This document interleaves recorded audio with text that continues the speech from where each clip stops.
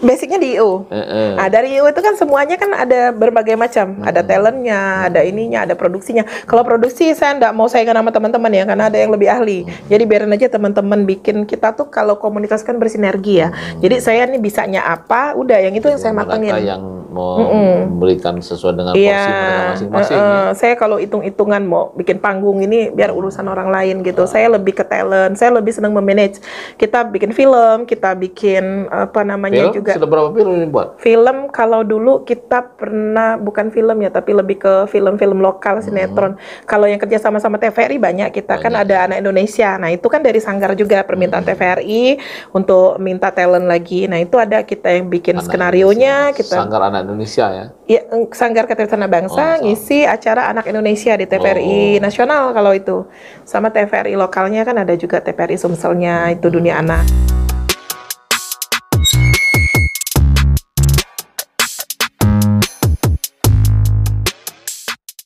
Warahmatullahi wabarakatuh.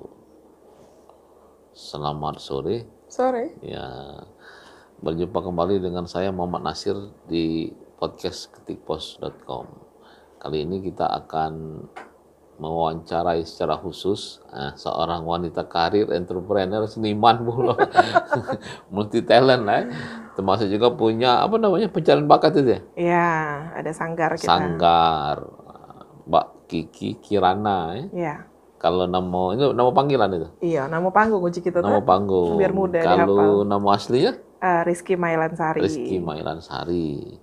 Nah, bagaimana sih kehidupan ini? Tapi belum masuk selebgram dah. Janganlah, cukup lalangan top lah artis gitu kan. Oh, ngerti sih.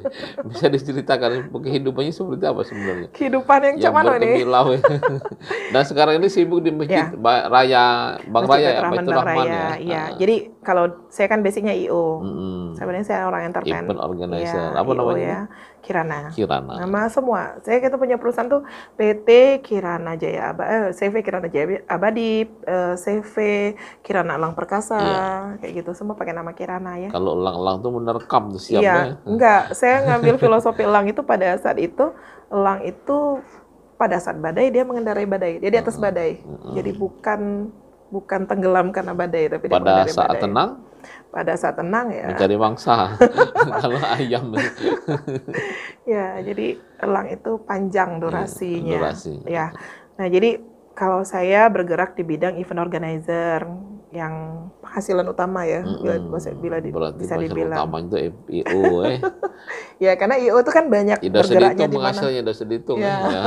Penghasilannya kalau lagi ada job, kalau kata job pengangguran gitu kan. Ya, yang lainnya itu hobi.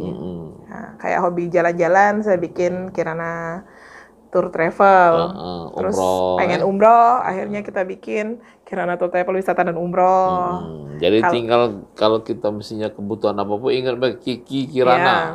Palu Gada, Manado Galuh. Nah, jadi kalau Sanggar itu kan kita ada Sanggar Kreativitas Anak Bangsa, itu memang kita mendidik talent ya dari usia balita sampai dengan remaja, dewasa. Kita berbagai macam seni, les-les juga di situ ada dari nari, nyanyi, musik. Kreativitas Anak Bangsa. Ya, saya memang kasih nama seperti itu. Jadi tetap baik Kirana. Sudah banyak yang diorbitkan. Apa istilahnya kalau itu bukan diorbitkan? Saya udah 25 tahun ya. Jadi dari tahun 2000-an sampai sekarang. Nah, jadi 1999 kalau nggak salah. Dari setelah reformasi ya? Iya, sebenarnya dari selesai sekolah terus kuliah kan. Sekolah juga dulu. Oh, sekolah. Alhamdulillah. Sekolah. Sekolahnya di jalan. Di jalan. Ilmunya banyak di jalan. Jadi yang paling banyak ilmu tuh di jalan ya sama teman-teman. Nah, dari Sanggar itu sebenarnya semua yang kita bikin itu sebenarnya keperluan IO balik lagi. Karena event organizer itu saya lebih khusus ke talent ya. Pengembangan talent, terus itu buka lagi catering, balik lagi keperluan IO lagi. Jadi saya punya itu untuk keperluan IO semuanya. Sanggar itu untuk talent, untuk penari dan lain-lain, ngisi acara, catering juga untuk snack, untuk VVIP segala macam juga kita bikin. Nah, di sini saya ke masjid juga karena keperluan IO juga balik lagi. Saya ditarik ke masjid ini di Masjid Baitur Rahman Bang Raya. Kita ngurusin event-event yang ada di masjid. Jadi fokus kita itu meramaikan masjid. Kita bikin acara-acara, kita undang dai-dai nasional. Jadi ada juga internasional dari Palestina dan lain-lain ya seperti itu. Sudah sering ya? Insya Allah. dalam waktu dekat ini ada Angelina Sonda Ya, nanti juga nanti seperti itu. belum ada waktunya tapi. Ya, ada tanggal 22 kalau nggak Oh, salah. tanggal 22 nanti Ya, kalau yang tinggal mau Angelina nyocokin Sonda waktunya ini apa mau siang, pagi, malam gitu mau didiskusiin dulu. Seperti itu. Nah, jadi saya pikir kenapa saya suka event organizer karena pekerjaan tidak jenuh. Saya kerja di KPU kemarin. Di KPU kantoran. Nah, terus saya bilang di KPU itu pegawainya. saya staf profesional kemarin diminta untuk mendampingi ketua KPU pada saat itu. Di Era Pak FT. FT. Ya, jadi ada Pak FT, ada Ibu Wastu, ada Itu Pak periode Rudi. pertama berarti ya? Waktu. Karena periode kedua kan beliau tuh kena ini ya, kena dis ya. Terus abis itu ada lagi jadi lagi kan? Jadi lagi. Jadi lagi. Nah, jadi seperti itu. Tapi sebentar karena saya memang senangnya itu pekerjaan yang tidak membosankan. Ketemu orang baru, lingkungan baru, pekerjaan baru, berhubungan dengan banyak orang dan banyak selalu, uangnya itu kira-kira begitu kan. Kalau cuma kerjanya banyak tuh seminggu paling kan. Istirahatnya sebulan. Kalau bisa sih setahun istirahatnya gitu. Jadi kita membagi pada saat event organizer lagi sepi, kitanya berangkat umroh atau kita bikin acara yang lain atau termasuk yang renang juga ada katanya. Itu cerita renang. Jadi bikin UMKM ya, bikin komunitas UMKM itu sama renang itu pada saat pandemi. Karena kita kurang kerjaan. Jadi kita waktu itu bikin. Jadi renangnya pakai masker itu kalau pandemi. Ya, kalau untuk anak-anak saya pakai masker. Waktu berenang itu memang. Ya, jadi kan kalau berenang kita nggak harus berenang. Kita kan ngajarin kan. Jadi kita pakai masker. Tapi untuk beberapa, ya itulah ada plus minusnya ya pada saat pandemi ya. Kita kan relawan pada saat itu. Jadi relawan COVID pada saat saya bilang ke suami, saya enggak mau nih nganggur, saya mau jadi relawan. Relawan apa? Saya mau relawan yang di rumah sakit nggak dibolehin. Karena waktu itu kan COVID tahu sendiri ya sangat berbahaya kan. Kita mikirnya tuh nanti kenapa sampai meninggal dan lain-lain. Jadi saya tidak dibolehkan. Jadi kita bikin waktu itu semprot gratis untuk disinfektan, bagi masker, bagi hand sanitizer, dan rumah kita jadiin posko pada saat itu. Posko. Jadi sampai kita terakhir itu diliput berita nasional, koran nasional, TV nasional itu kita bikin infus water. Pada saat itu semua infus water. Jadi semua kena COVID, saya tuh enggak. Karena saya rajin minum rempah. Rempah itu saya bikin infus water, kadang saya juga rebus gitu. Ada campuran jahe, kayu manis, dan lain-lain. Sama air zam-zam juga, pada situ madu.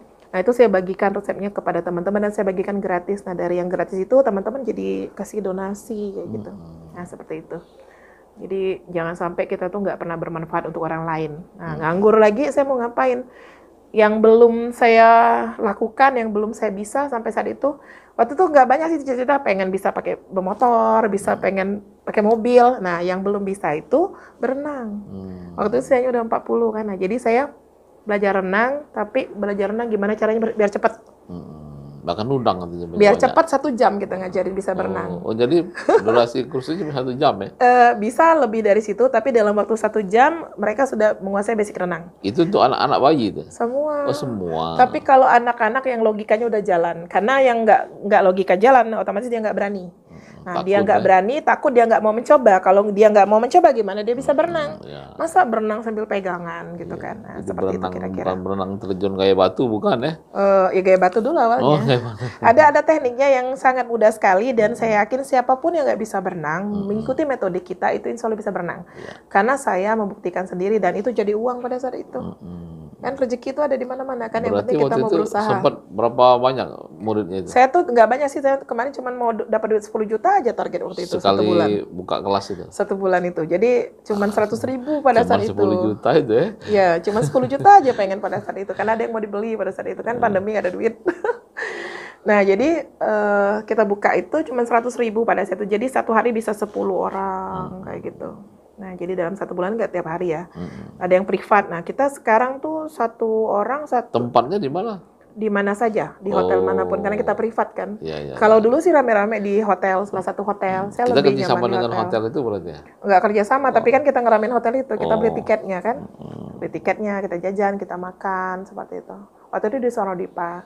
Kalau sekarang privat di hotel-hotel rata-rata atau saya kurang masih suka. Masih buka juga sekarang renang? Masih berarti buka. Bagi mereka yang mau masuk polisi, tentara juga bisa? Banyak, ya? alhamdulillah. Ya, kemarin ada yang kerja, misalnya mereka kerjanya di perairan, mereka mau cepat belajarnya. Ya udah paling 1 kali pertemuan atau 3 kali lah paling lama ya. Itu kita kasih. Kalau mau cepat belajar lagi mungkin kalau ada buaya Dikejar buaya.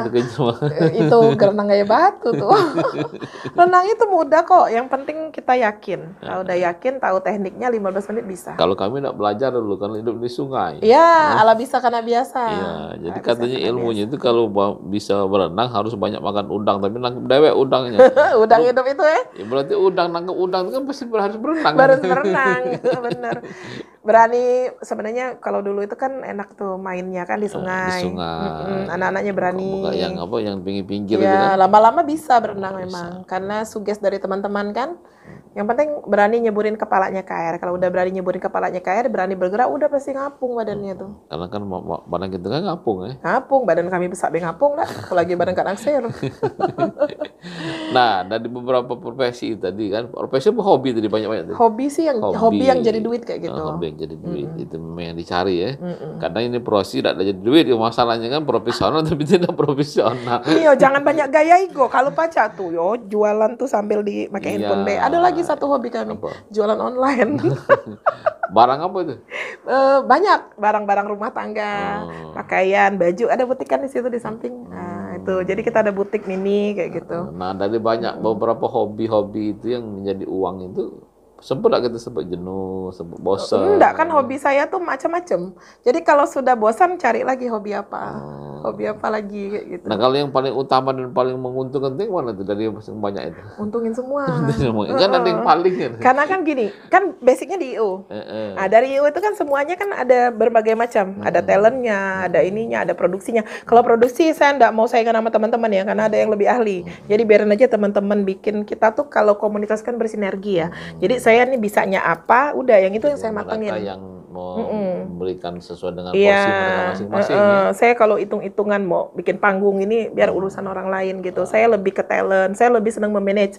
Kita bikin film, kita bikin apa namanya film? juga. Sudah berapa film ini buat? Film kalau dulu kita pernah bukan film ya, tapi lebih ke film-film lokal, sinetron. Kalau yang kerja sama-sama TVRI banyak kita kan ada Anak Indonesia. Nah itu kan dari Sanggar juga permintaan TVRI untuk minta talent lagi. Nah itu ada kita yang bikin skenario-nya. Kita Sanggar Anak Indonesia ya? Ya, Sanggar Keterampilan Bangsa ngisi acara Anak Indonesia di TVRI nasional kalau itu. Sama TVRI lokalnya kan ada juga TVRI Sumselnya, itu Dunia Anak kayak gitu. Berarti sempat main film juga? Kalau main film kebetulan kita kan di Parvi memang Persatuan Artis Film Indonesia. Ya waktu itu layar lebarnya yang sama Elma Tiana, ada Surga di Rumahmu. Terus yang Dulu Nudul Malik kayak gitu. Kalau sinetron beberapa udah pernah. Kalau yang ini ikut apa namanya? Si Pahit Lidah dan Mata Empat.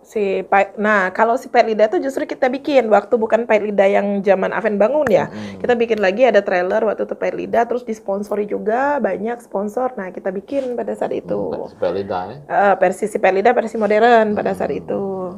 Tapi kan semua produksi film tuh kadang ada yang tayang, ada yang enggak ya. Nah, kalau dengan banyak profesi nih, yang paling kita benci itu apa? Benci? Nggak ada. Nah, bukan, ini bisa. Nggak ada, yang benci itu kalau udah kerja nggak jadi duit. Oh, itu benci. Nggak, tapi gini, saya tuh kayak di masjid ini, saya tuh suka melakukan hal apapun gitu. Nggak ngasilin duit juga kadang kan, tapi kan ada hal yang kita tabung. Yang kita tabung itu kita menularkan kebaikan sama orang kayak gitu. Nah, yang pola yang menularkan kebaikan ini kan kadang susah ya. Nah, kebaikan itu kan harus dicontohkan. Nah, kalau kita mencontohkan sesuatu dikit-dikit duit, tidak gerak gitu, tidak akan jadi. Padahal dengan bergerak itu akan jadi duit nantinya. Sikit-sikit duit. Iya, jangan nanya. Jadi kalau saya kerja ya, saya nggak pernah nanya honornya berapa. Saya kerjain semaksimal mungkin. Nanti orang tuh sampai bingung mau ngasih saya berapa gitu. Kalaupun nggak dikasih, udah. Misalnya karyanya bagus, tapi bayarnya tidak sesuai dengan yang diharapkan atau saya nggak pernah ngarepin soalnya, jadi nggak pernah sakit hati gitu. Nggak ada ukuran ya? Nggak pernah sakit hati, pernah tapi dibayar dengan terima kasih. Sering. Kadang saya yang nyeponsorin, tapi bukan gitu. Jadi maksudnya gini, kita tuh kan kalau bikin sesuatu karya, misal ya, saat ini kita nggak dihargain gitu ya, tapi kita kan bikinnya maksimal, bukan karena orientasi uang. Jadi kalau misalnya bikin kue, cuman bisa beli telur 2, kita bikinnya 4 anggaplah. Jadinya bagus tuh. Pada saat bagus, orang mungkin yang ini nggak jadi duit, kita nggak sponsor nih ya. Sponsor itu artinya iklan.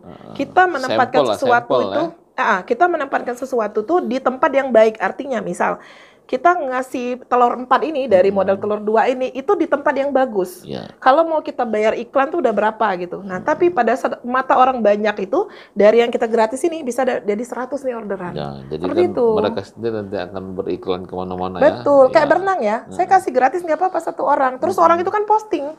Orang itu kan akan posting. Mbak belajar di mana ini? Iya bener loh, sejam loh bisa berenang. Di media sosial saya tuh mereka kan komen bener loh di Mbak ini. Terus biasanya orang nanya ya, di mana ya anak saya bisa berenang? Mereka ngetekin aku, ngetekin Mbak Kirana gitu. Udah saya jawabin, terus mereka minta WA kan, ke WA, udah gitu. Terus kayak perform aja, misalnya acara kedinasan segala macam. Anak-anak saya kan nih perform nih. Mereka bisa fashion show, mereka bisa nari, mereka bisa Semua, nyanyi, ya. mereka bisa main musik, mereka Talentnya bisa ada semua, ya. main dul muluk, mereka bisa acting, mereka bisa jadi bintang iklan. Balik lagi, aku posting nih, mungkin itu nggak ada angkanya pada saat itu, saya kasih gratisan nih tampil. Tapi pada saat mereka semua anak saya itu ada 50 orang yang tampil dan 50 orang itu semuanya posting, emaknya posting, kakek nenek adiknya posting, mereka kan nanya ini anak pintar dari mana? Belajarnya oh di Sanggar Kreativitas Anak Bangsa punya Kirana. Ya udah, akhirnya daftar, satu orang daftar 500.000 sampai 1,5 juta saya kalau misalnya privat. Pendaftaran. Privat ya. Nah, jadi dikali orang 10 udah 15 juta kayak gitu. Jadi nggak usah harus kerja capek-capek kan. Iya. Seperti itu. Jadi Boleh gratis itu sendiri. bukan berarti gratis kita rugi, enggak. Jadi semuanya akan jadi duit pada Ya, dasarnya. artinya banyak yang bisa kita dapatkan dari Mbak Kirana nih ya. Iya. Ilmu-ilmu yang bermanfaat lah ya. Insya Allah. Ya, yang pada intinya kan untuk kebaikan ya.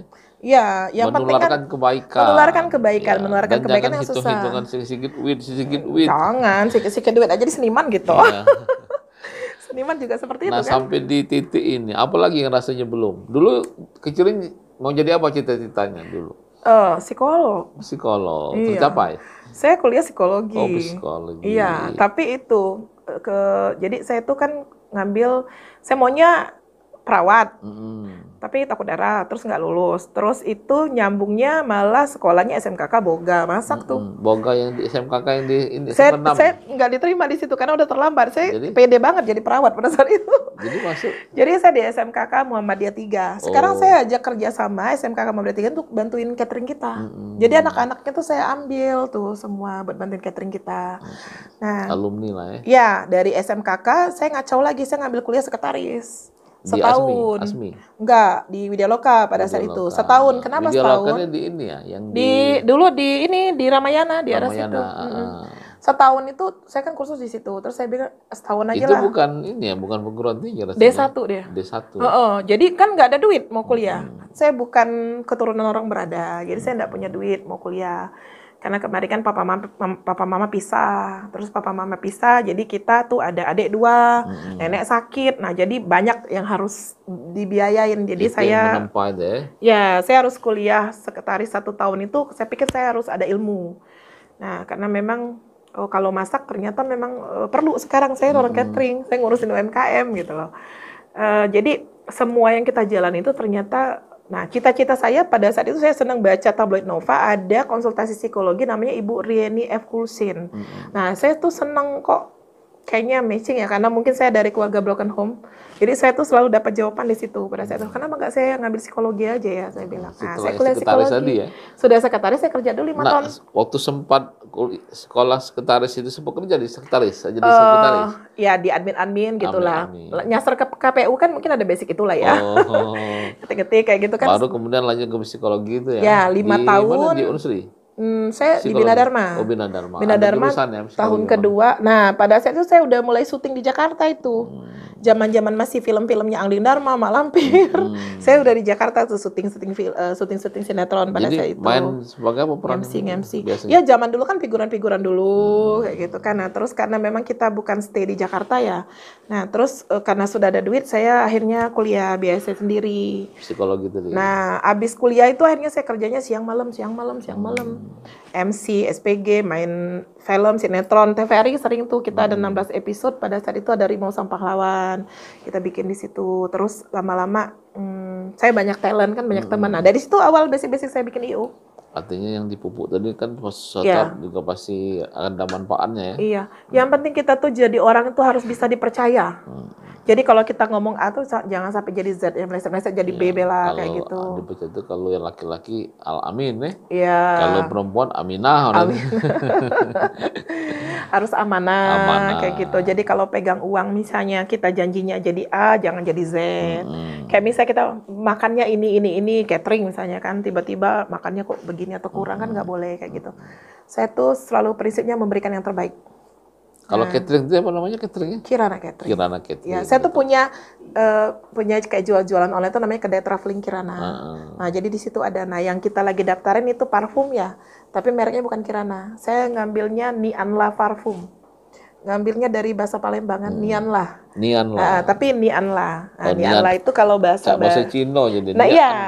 Nianla itu sebenarnya kebaikan juga artinya kan. Nah, bahasa jadi, Arabnya. Nianla, ni itu aku gitu. Anla tuh ibaratnya keberhasilan. Tapi belum dipasarkan ya parfum. Saya udah daftarin HKI. Jadi sudah proses dari Desember. Nah, tinggal nunggu ininya. Tapi sudah saya sharing tipis-tipis kayak gitu. Tapi belum saya launchingin. Saya pengennya launchingnya serius gitu. Tapi mau ngurusin kerjaan yang lain dulu. Oke. Barang kalau kita ini mungkin perlu 1 jam nggak cukup ya cerita. Banyak, iya Jadi betul. bisa lanjut juga di sesi lainnya. Sesi lain nanti. Yang jelas walaupun singkat ini bisa semoga bermanfaat dan bisa menjadi motivasi bagi yang lain ya. Iya. Bahwa hidup itu ya harus hobi, jangan dicari pekerjaan ya. Harus hobi yang menjadikan duit. Kalau hobi kita tuh semua melakukan dengan senang. Kalau ditanya saya pekerjaan apa yang nggak suka, saya suka semua. Jangan kerja sama orang nggak suka saya. Oke, demikianlah.